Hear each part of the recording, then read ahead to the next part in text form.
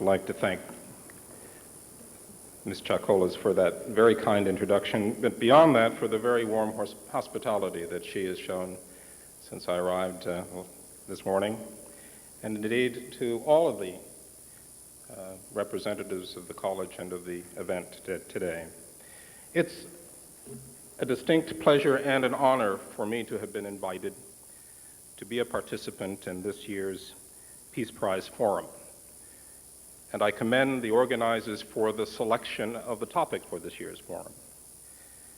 10 months ago, millions of South Africans, including three of those Nobel Peace Prize winners, Nelson Mandela, F.W. de Klerk, Archbishop Desmond Tutu, went to the polls to elect South Africa's first truly non-racial democratic government. This exercise of the most basic right, the right to choose one's own government, was a momentous occasion, indeed, one of the most important political events of the decade. Just 10 years ago, the main pillars of apartheid were still firmly in place. The past laws that regulated the daily movement of South Africa's black population were still on the books. Positions seemed frozen. Nothing seemed possible. An apocalyptic confrontation seemed inevitable. Yet today, South Africa enjoys wide respect and moral authority throughout the world. It is cited as a model for other nations seeking to resolve conflict. It is listed by the U.S. Department of Commerce as one of the world's 10 big emerging markets. The Johannesburg Stock Exchange is bullish. Tourism is booming. National morale is high. How did South Africa get from there to here? The story of how an entrenched ruling elite was persuaded to negotiate itself out of power and make way for non-racial democracy is one of the most compelling political dramas of this century, and it is indeed worthy of our examination today. Apartheid entered the world's vocabulary in 1948 when the National Political Party came to power in South Africa. The original vision of the architects of apartheid was a massive project of social engineering that would separate people by color. Black South Africans were to be confined to so-called homelands in remote areas and stripped of their South African citizenship. Although the system was never fully realized, it was brutally effective in keeping black South Africans within a straitjacket of apartheid laws. These laws determined where people could live, where they could work, and even regulated whom they could marry. Protest and opposition to apartheid by blacks as well as whites were often forced underground by the state's security forces. On occasion, however, protest welled to the surface dramatically. In 1960, at Sharpeville, police killed and wounded large numbers of Africans protesting the past laws. It was this disturbance that subsequently led to the outlawing of such liberation movements as the African National Congress and the Pan-African Congress. The banning of the ANC led, just 2 years later, to the beginning of Nelson Mandela's long incarceration on Robben Island.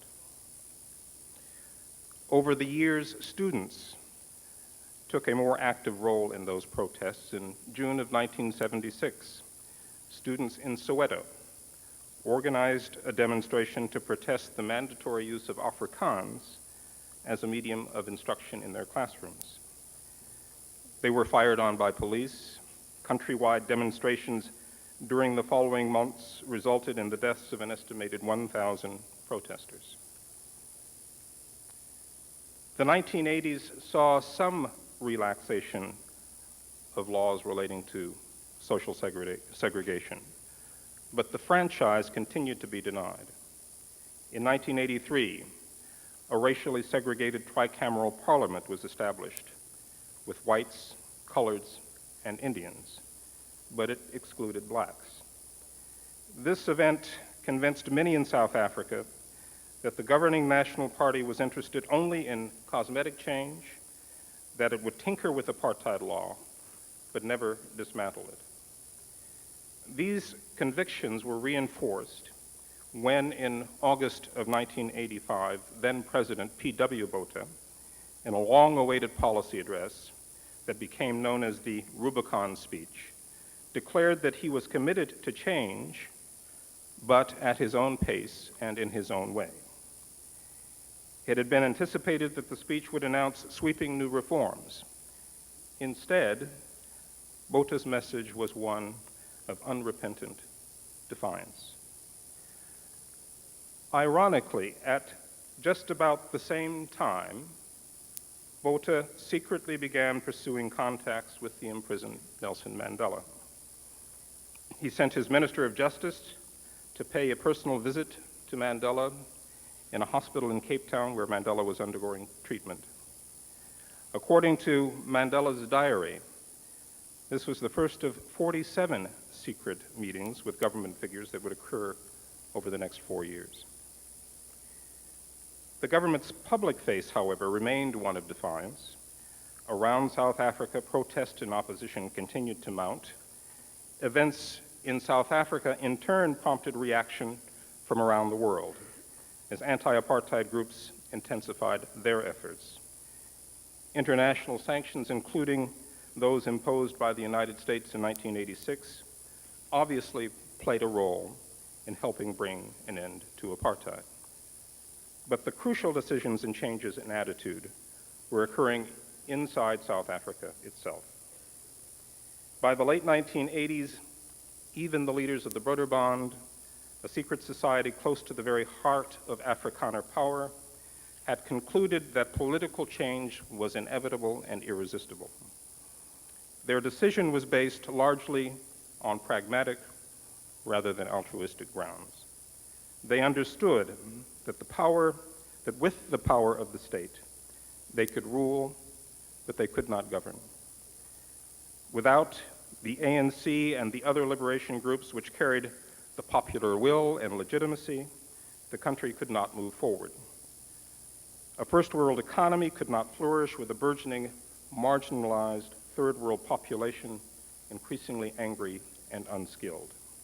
It became clear that it was time to cut a deal while there was still a deal left to be cut. In July of 1989, President P.W. Botha secretly had Nelson Mandela taken to his official residence in Cape Town for their first ever face-to-face meeting. The government needed to find out if a peaceful political settlement might be possible and what it would entail. Nelson Mandela, for his part, was determined to press for rapid political change.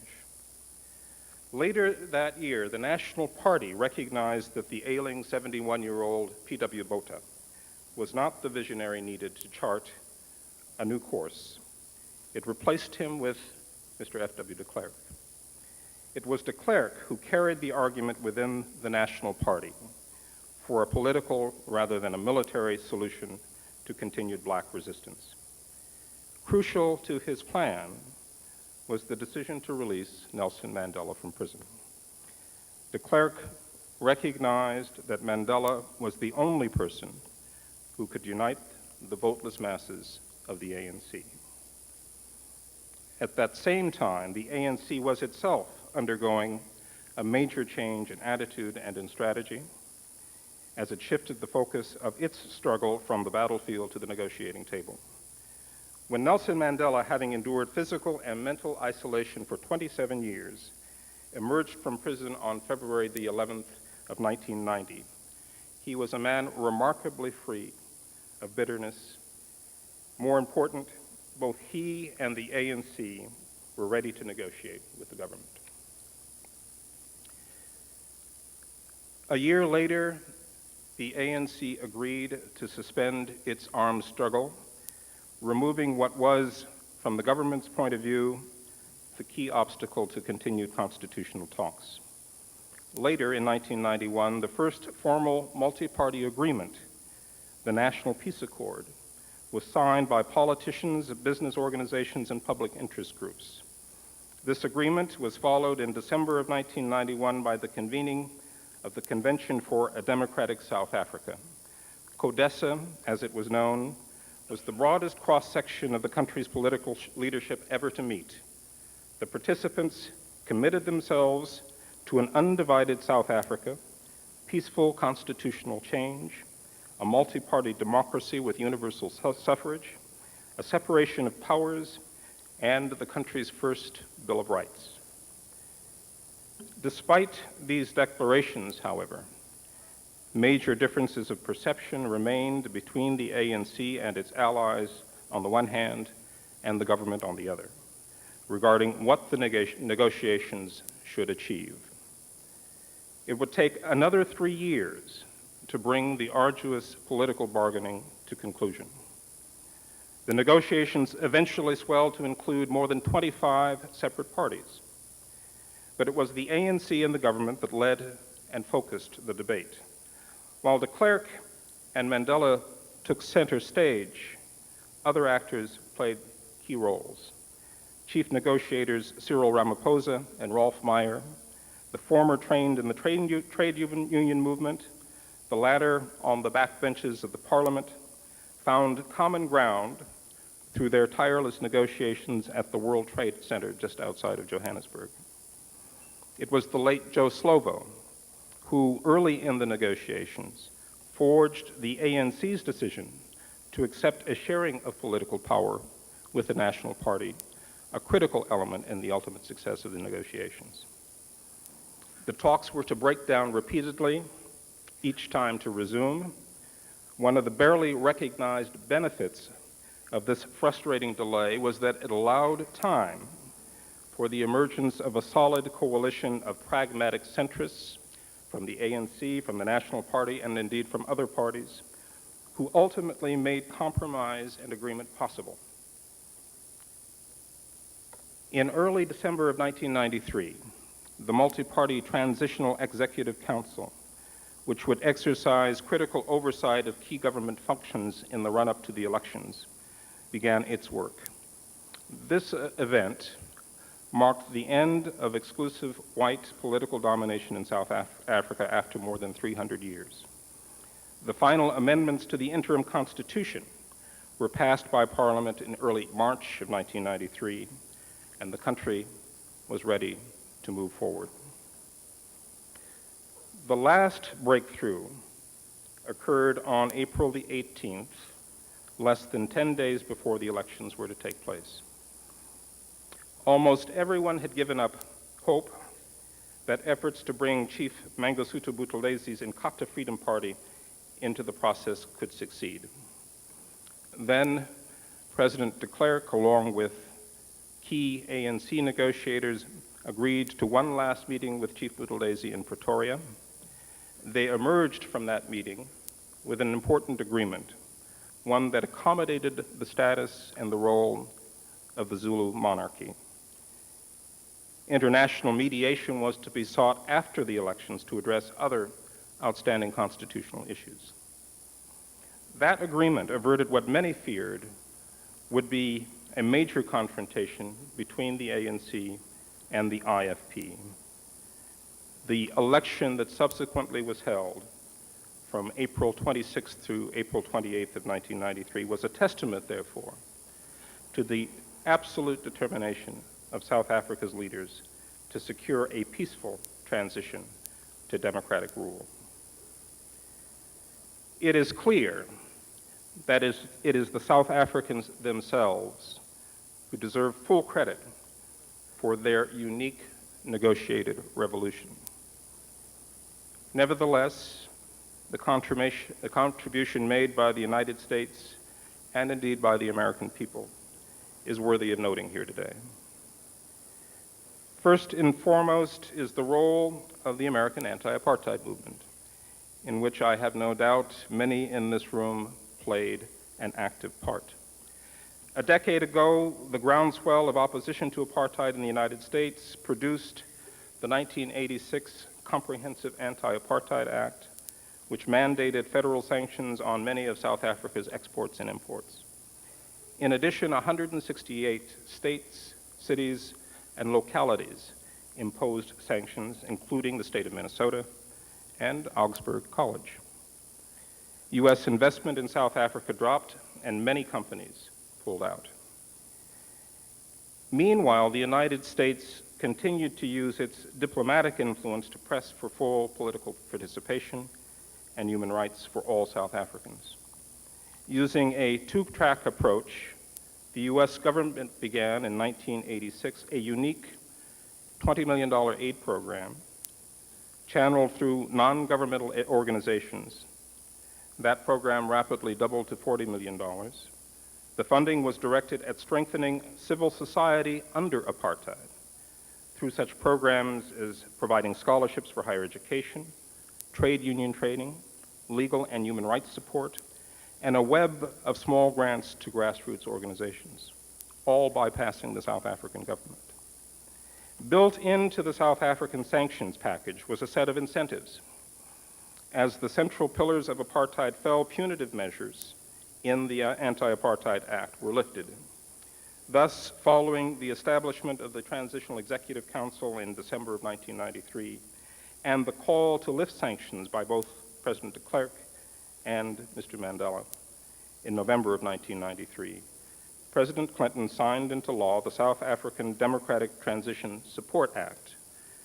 Provisions of that bill allowed for the U.S. to support the strengthening of South Africa's electoral machinery and to encourage measures to help revive the South African economy. Over the long years of negotiations leading up to the elections, the United States was frequently called upon to play a facilitative role. The efforts of American diplomats, people like Ambassador Ed Perkins, Bill Swing, Princeton Lyman, were not aimed at influencing the substance of those negotiations. Instead, they worked quietly but diligently behind the scenes, encouraging the parties to remain engaged and to keep lines of communication open. The other significant American contribution came in the form of the assistance we provided for the preparation and the organization of last year's elections.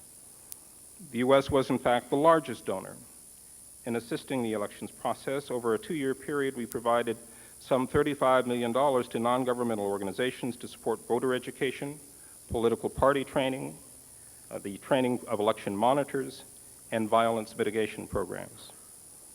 Our efforts were especially focused in the rural areas and among particularly disadvantaged groups, such as women and youth, where the needs were greatest.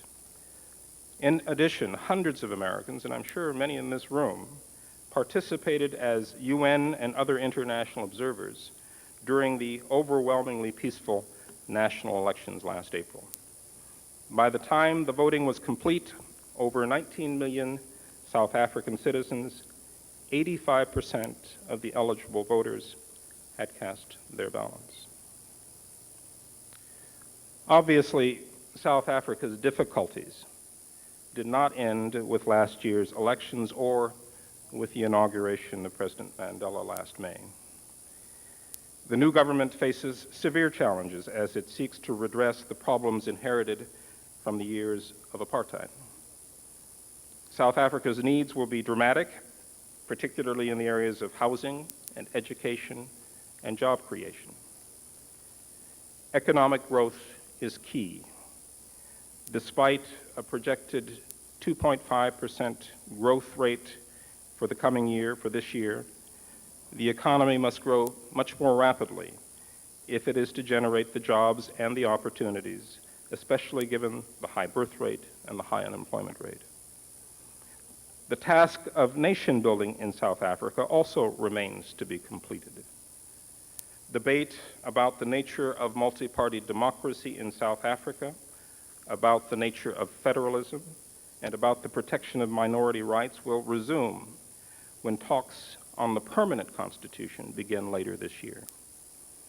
While the political transition has been overwhelmingly successful, the government's most urgent task lies in creating functioning local, provincial, and national government structures in order to be able to deliver the housing, the clean water, the electricity, the schooling, and the primary health that has been promised to the electorate. Local government elections scheduled for this coming October will be critical to this effort. The challenges are indeed enormous, but no one seriously doubts that South Africans will rise to meet them, as they have done with such remarkable success so far. Polls in South Africa show that an amazing 75% of South Africans of all racial groups believe their country is going in the right direction and have indicated a readiness to work together to reconcile remaining differences. The cabinet, operating under consensus, is functioning well despite a recent and well-publicized disagreement between President Mandela and Deputy President de Klerk. For a few days, press speculation about whether the government could continue to function without Mr. Mandela were overtaken by speculation about whether the government could survive without Mr. de Klerk. The central organizing theme of U.S. policy is how best to assist South Africa in institutionalizing and strengthening its democracy. And the equal priority is to help generate the strong economic growth based on private sector involvement and free market principles to support South Africa's ambitious reconstruction and development program. Last May, President Clinton announced the enhanced trade, aid, and investment package for South Africa. And last year, we made available some $200 million to help provide South Africans with the tools for governing and for making their economy grow. In addition, innovative programs by our Overseas Private Investment Corporation, the Trade and Development Agency, the Department of Commerce are providing strong support for U.S. investment and trade, with special emphasis on linkages with previously disadvantaged businesses in South Africa. Investment is key. U.S. investment has accelerated with the lifting of sanctions. The number of U.S. companies now doing business in South Africa has gone from a low of 184 in 1991 to over 500 today. Many of the firms currently operating are ones that disinvested in the 1970s and 80s and have now decided to return. The American people, for their part, through their participation in the anti-apartheid movement, made a major contribution to the transformation that is now taking place in South Africa.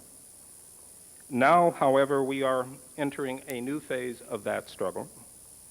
Our focus must be on helping South Africa overcome the social and economic legacies of apartheid.